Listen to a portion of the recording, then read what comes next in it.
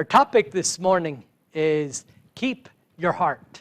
I appreciate David reading the scripture for us in Proverbs 4:23.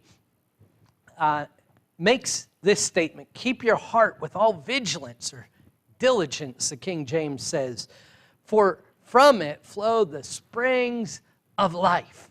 I mentioned this morning, for those of you that weren't in the Bible study, that human beings are the only creation which God made who can change our circumstances by thinking, who can change ourselves by thinking. We can make ourselves what we want to be. We can make our circumstances what we want them to be. And when you think about Christianity, so much of it, in fact, think about all the scriptures about God working on us through His Spirit. And His Spirit working through us has to do with changing our mindset. A number of months ago, I watched a lesson on by Darius Daniels on reset mindset. And Christianity truly gives us the ability to reset our mindset. And when we reset our mindset, we have the ability to make ourselves what we ought to be.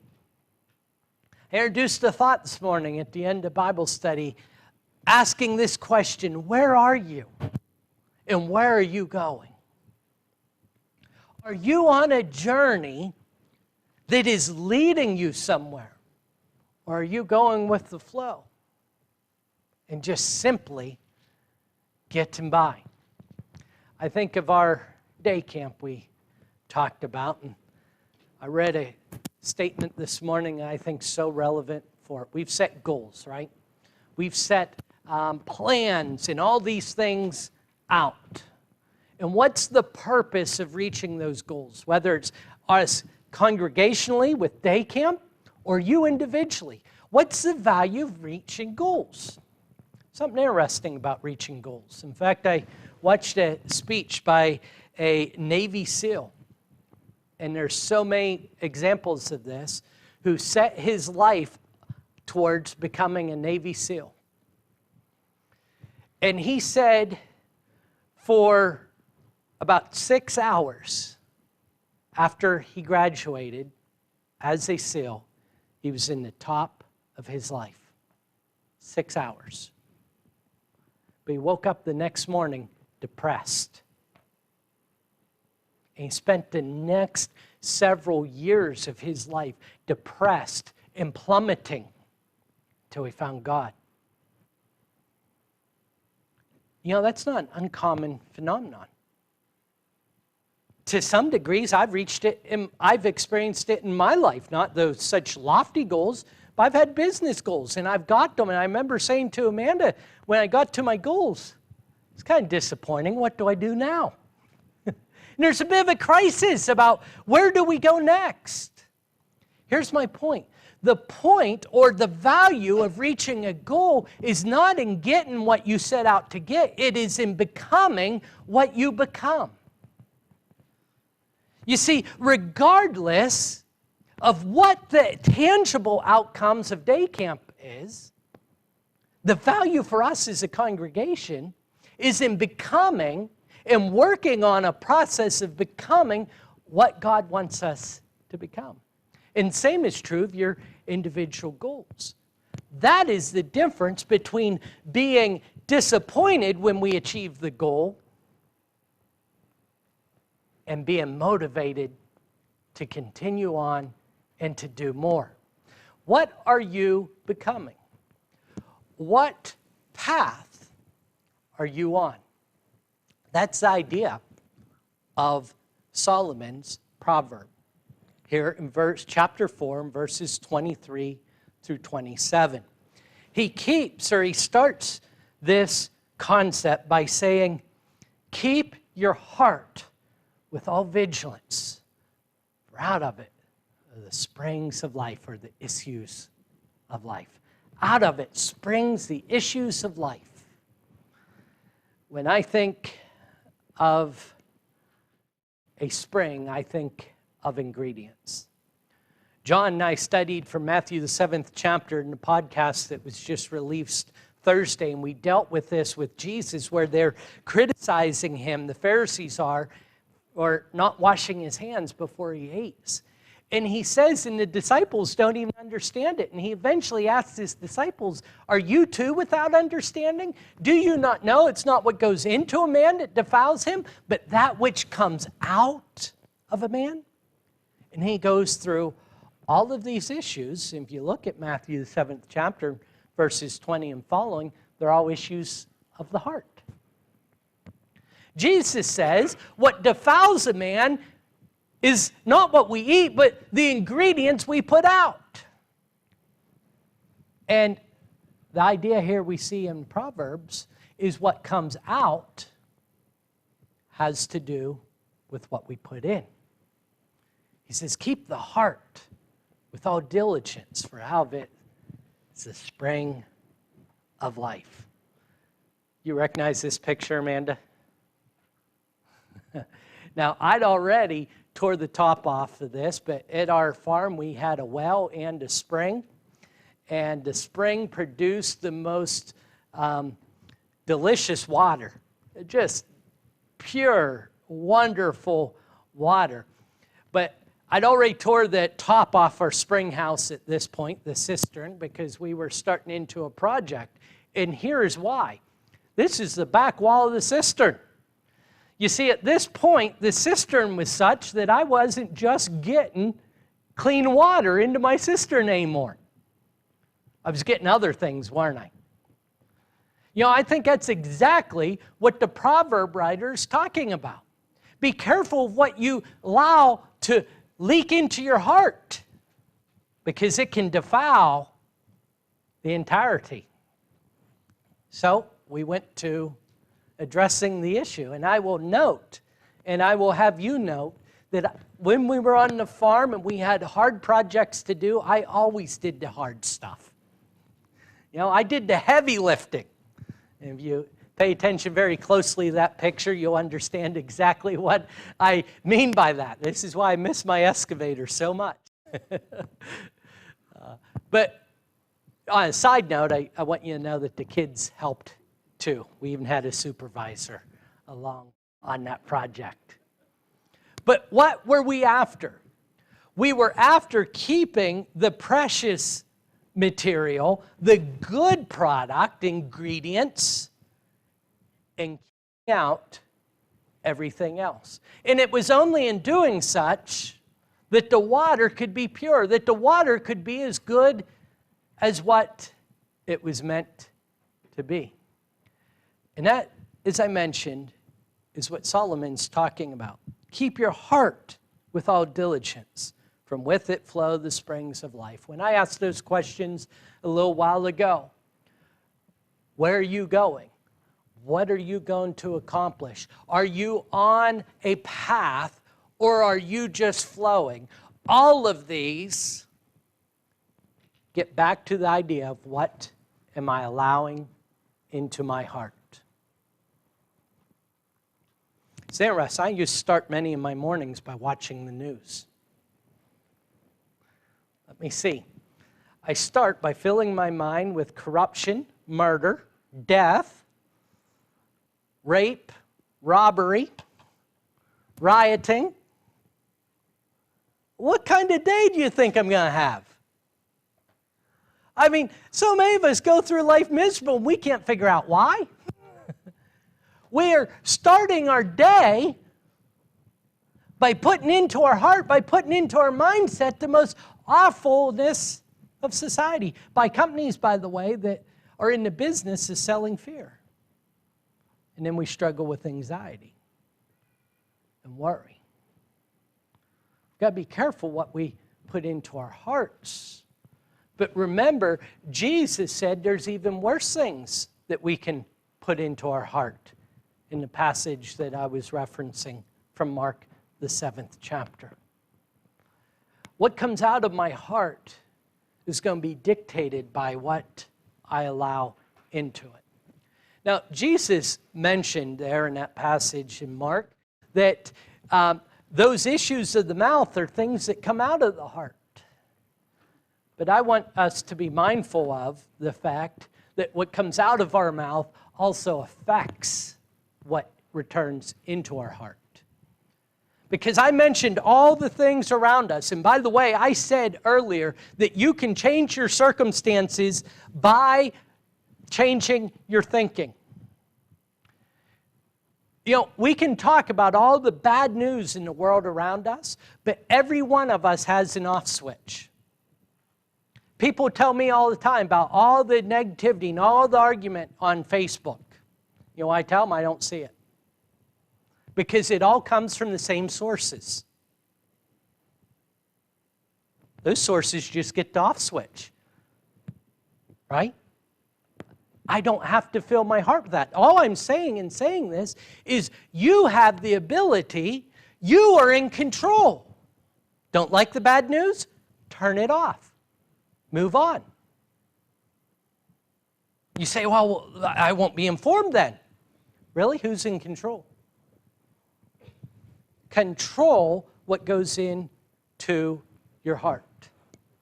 Notice this next verse. So 23 reads, keep your heart with all diligence, for out of it flow the springs of life.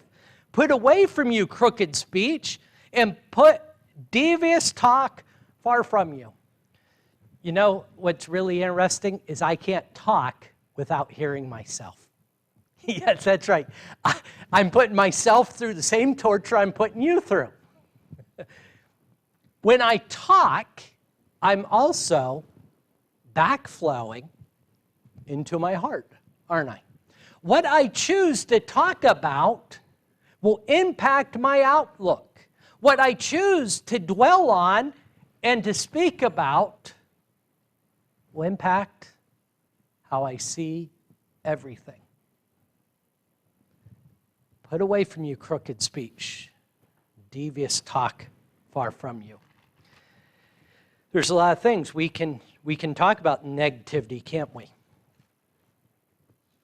We can talk about how awful things are going. Sit down with someone, do this as a social experiment, and bring up all the negative topics you can think of.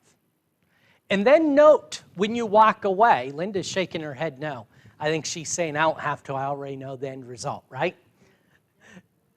Yeah, then walk away and see how you feel, right? Now do this. Sit down with, if you want, the same person and refuse to talk about all the negativity. Steer the congregation or the conversation to positivity. And just see the difference it makes in your heart.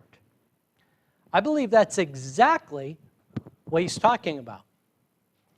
In Romans, the 3rd chapter, in verse 14, while talking about, we're staying through Romans, but here talking about the fact that no one's righteous.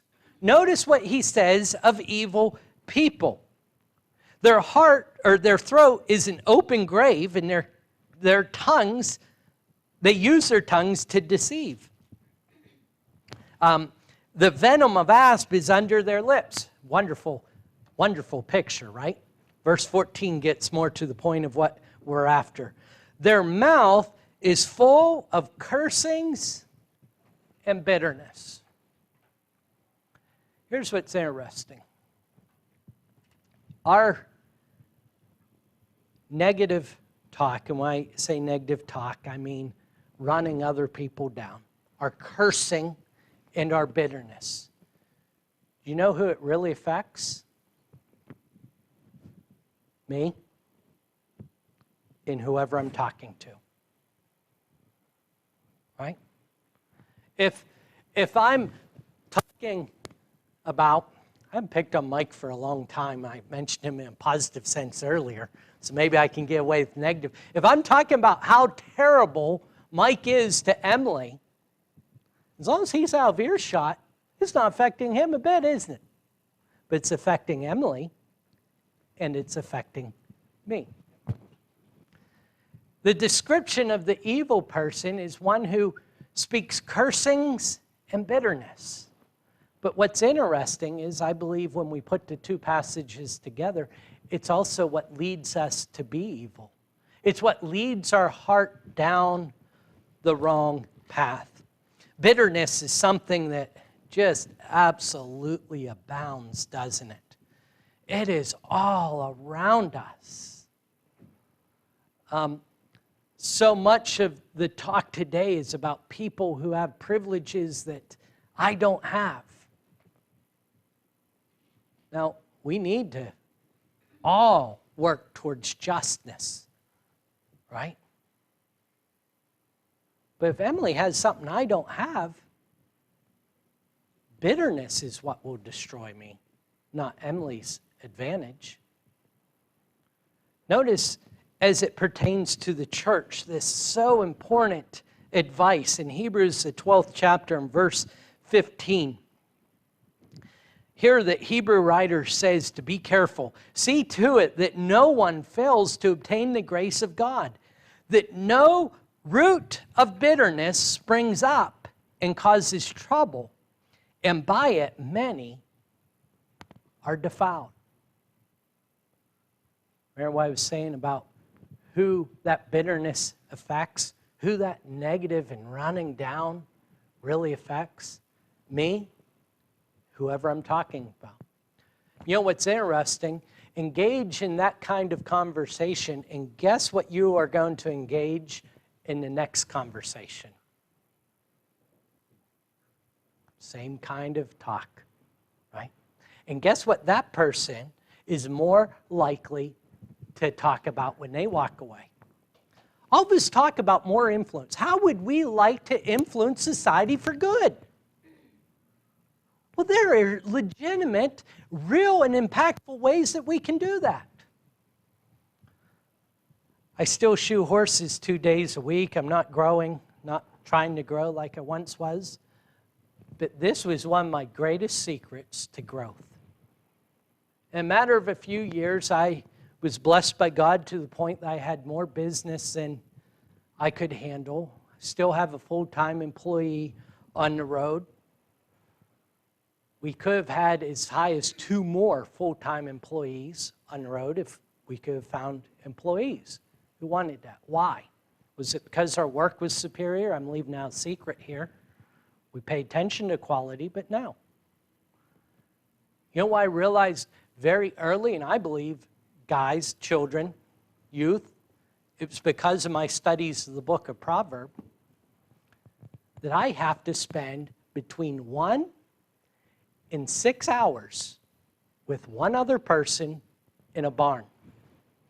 You've done it, right, Kristen? How do you feel when you walk away from that experience? Who's in control of that? I am. You see, we can talk about what everything is wrong in the world, and we walk away. No one really connects it, but we walk away and say, boy, that was a terrible experience. I just feel so down. Or I can walk away from that experience and say, boy, life's good. I feel better than I have in days. We have the ability to impact our own hearts and to impact the hearts of those around us. What a blessing. What a tremendous opportunity. Let's be sure that we take Solomon's advice and we seize it. And let's be sure that we are certain of what our eyes are looking at. As we continue on in Proverbs, we were in Proverbs, the 4th chapter, and verse 24 just a moment ago, but as we continue on to verse 25, Solomon continues on. He says, let your eyes look directly forward, and your gaze be straight before you. What in the world is he talking about? Those of you that are around horses, whether it's pulling horses or any kind of harness horse, we have blinders, or racing horses for that matter, right? We have blinders on them. Why? We don't want them focused on anything except the job ahead. Why? Because if their attention goes over here, it affects their job ahead. Remember where we started this idea? Where are we going? Am I so busy looking around at everyone else that I forget as a Christian where I'm supposed to be going? Let it not be so. The Psalm writer says, if you're going to keep your heart, if your heart's going to be pure, if it's going to be valuable, and out of it's going to spring precious waters of life, it will be influenced by keeping your eye on the goal. Once again, remember the Hebrew writer, after that beautiful 11th chapter, says, let us, being surrounded by such a great cloud of witnesses, let us consider or focus Jesus Christ. Put our eyes on the goal, put our eyes on the standard, and move forward. Matthew, the 6th chapter, makes such an incredible statement. In fact, let me be more specific. Jesus Christ makes such an incredible statement in Matthew 6 and 22. The eye is the lamp of the body. So if your eye is healthy, your whole body will be full of light. Now, don't miss what he's saying, because Jesus is using a physical example here. How does light get into my body? Except through my eye. There's no other way. He's using that physical example to refer to a much greater and more important illustration of the spiritual truth. The way we look at things affects our life.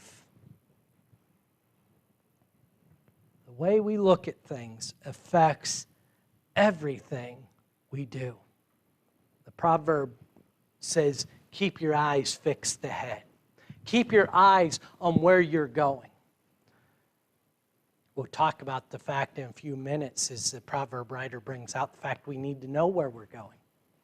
Once we do, keep our eyes ahead. You know what was interesting to me as I was studying through this yesterday, and I was thinking about the eye of this lamp, or the eye being the lamp of the body. So many times, and remember that Matthew 5 and following is the Sermon on the Mount. That's mountain, not horse, Dad. But the Sermon on the Mount, and Jesus is talking about all these different things, and we tend to break them up, right? Notice the context in what Jesus is saying. He says in 6 and 22, that the eye is lamp. Now, what he just got done saying is verse 19, do not lay up for yourselves treasures on earth, where moth and rust destroy and where thieves break in, but lay up for yourselves treasures in heaven. You know what he's saying? Point your eyes straight ahead. Don't look to the right or to the left. Remember where you're going. Put your eyes on that goal. Look out. But you know what? That's not the entire context of what Jesus is talking about. If you were to come back into the 5th chapter, in verses 43 and following, you will see that Jesus is talking about being a follower of his, that we have to know how to look at our enemies. Our eye is the lamp unto our body. How do we look at our enemies? As you come just a little bit further, coming forward back to chapter 6 and verse 23, you know what Jesus is talking about? How we look at things that we worry about. I was mentioned one earlier, and I was wondering what the weather was going to be like for this coming week. But my outlook has been this: regardless of the weather, we're going to impact lives for Christ. So if we get chased inside, we aren't going to get to do the silly agenda that we put on paper, but we're going to meet our goal. You know what? I've been watching it, but I haven't been sitting and worrying, saying, oh, what are we going to do? And I don't think anyone else has either. We're going to move forward, right? We're going to accomplish our goals. I think that's one of the things that Jesus is bringing out in this chapter. God's in control. So regardless of what it is, train your eye to look forward. What about others' faults? Chapter 7. He gets in, he says, how you look at others' faults affects your eye. I love the illustration. Take the beam out of your own eye before you worry about your brother's speck. He's saying how you look at others' faults is important. And then as we continue on to, again, chapter 7, verses 12 and 13, he talks about the golden rule. Look at what other people need and treat them as you would be treated. It's interesting to me, last Sunday, I think it was Sunday, we went out, Stephanie and Russ and I, we went out in Cozumels. You know, there's a lot of construction there. And we made the left-hand turn after we ate lunch, and the guy who's coming out of Walmart has a yield sign there, and I realized at the last minute, about the time I think Amanda screamed, that he had no intention of yielding. And I slammed my brakes on, and he came through the yield sign out in front of me.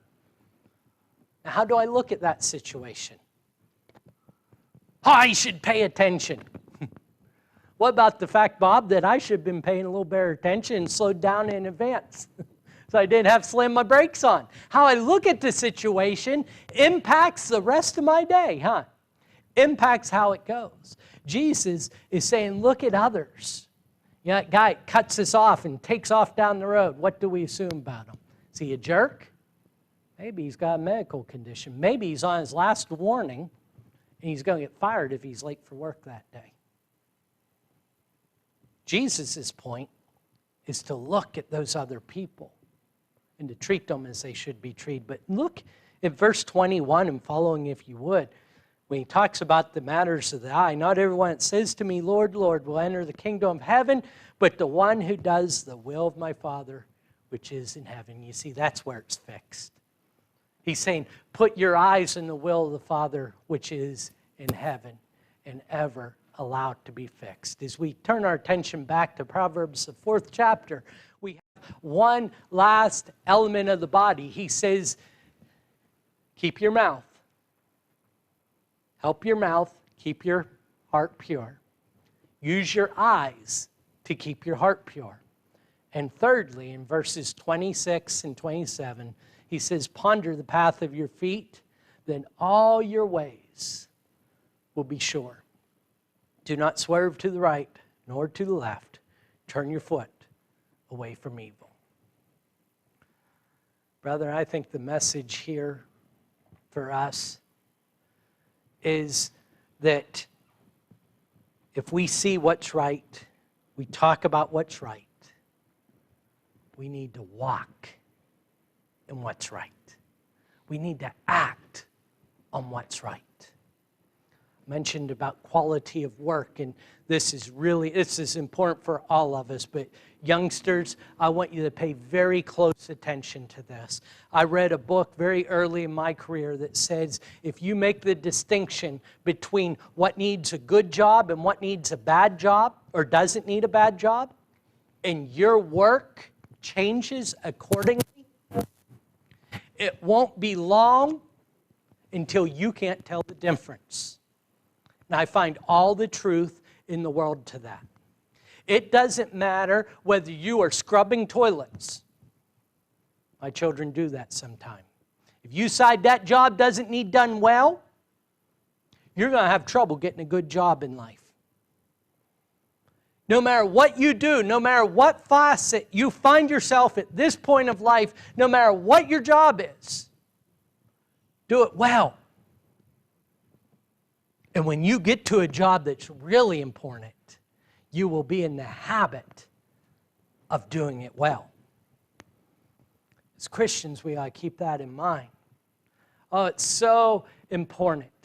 You know, there's some things in the church that are kind of like this, right?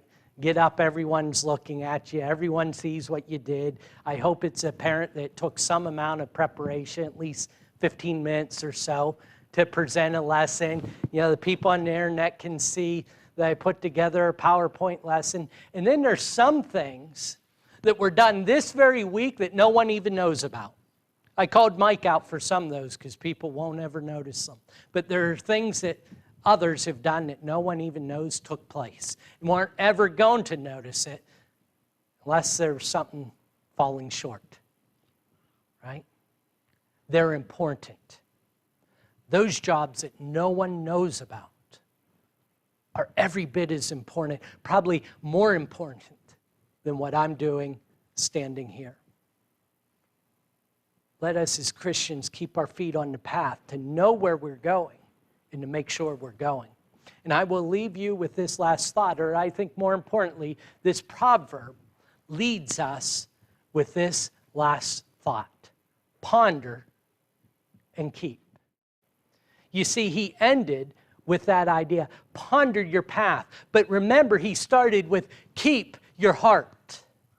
I think we have to ponder before we can keep, because I have to know what I want my heart to be before I'm able to keep it and prepare it to be such. I mentioned this idea a couple of times this morning, but the 23rd proverb, verse 7 says, "For as a man thinks in his heart, so is he."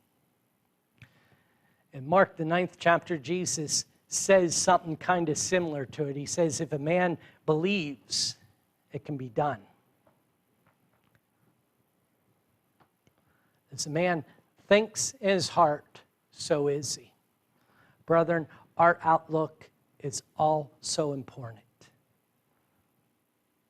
Our perception of God, our perception of ourselves, our perception of our congregation, our perception of our community, our perception of our goals and our tasks and our job is all so important. I encourage you to think about them, to make sure that you are keeping your heart pure. And I leave you with this story of R.U. Darby. How many of you are familiar with R.U. Darby? Napoleon Hill tells the story of R.U. Darby. I'm glad not a single hand went up. This way, if I get any of the details wrong, no one will know. Napoleon Hill wrote of R.U. Darby and contemplation on his life story. He wrote, when defeat overtakes a man, the easiest and most logical thing to do is to quit. That is exactly what the majority of men do. I know there's so many of you here today who are facing significant spiritual battles in your life. I know that the temptation that Satan puts before you on a regular basis that you ought to just quit. And I'm here to encourage you, to say to you, don't you dare. R.U. Darby went to the state of Colorado, and he started to dig. He was looking for a gold mine, and sure enough, he found himself a nugget. And he had his section of earth analyzed as he brought it back to some people who knew more about gold themselves, and they said, R.U., this is the most concentrated form of gold I've ever seen. You've seen this if you've watched Gold Digger, right? Same things happen. Oh, that land's great. Go for it. So R.U. Darby goes back to his claim, and he covers up his hole. He puts the nugget in his pocket, and he disguises as best he can. He goes back to his homeland, his hometown, I mean to say. And he says to the people he knows, listen, look what I found. If you can loan me enough money to get me started, I will cut you into the profits and we will all become rich. And sure enough, they gave him money, of which he took and he bought the equipment. He went back to Colorado and he began to dig. And sure enough, as they sent the first load, it was the purest and most concentrated stuff they'd found, and only a few more loads. And all of his debts were going to be paid off. And then, Emily, you know what happens. The real profits start to roll in. Just about that time, R.U. Darby experienced a very real and significant problem. You see, he kept digging, but there was no gold in the dirt. And so he dug further. There was no gold in the dirt. Not even any coal, Kevin. And so he dug further, and there was no gold in the dirt. What's R.U. Darby to do? He shuts down the operation. He finds the nearest junk man where he sells the claim and the material or the equipment to him for $200.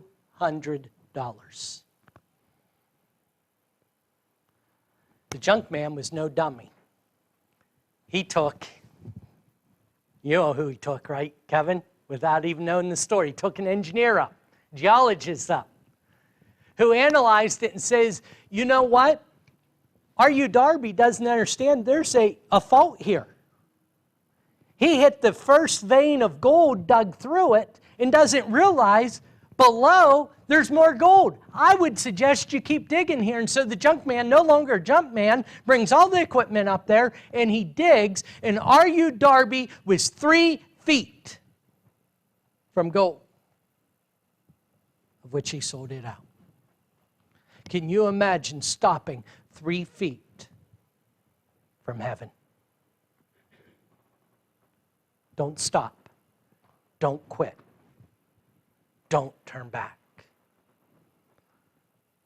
I want to tell you the end of R.U. Darby's life. R.U. Darby learned from his lesson. You see, R.U. Darby heard what took place. And as he went into his next endeavor of being a life insurance policy, he said, I will never forget that lesson. I will never let no stop me. And he said, I never really began to work until a potential client would tell me no. And bear in mind, this is 60, 70, 80 years ago. R.U. Darby was the only life insurance agent to sell over $1 million worth of policies each and every year. Year after year. Where are you going? What are you willing to do to get there? Keep the issues of the heart. Your life depends on it. The life of those around you is greatly influenced. It may just depend on it. Isn't it great that Jesus Christ did not stop 3 feet from the cross? He gave it all. And I think thus has inspired and motivated you and I to be willing to willingly give our all. If you've not started with those first steps of submitting your life to Him, or if you have and you are in need of prayer and help and influence, I encourage you to make that need known as together we stand and sing.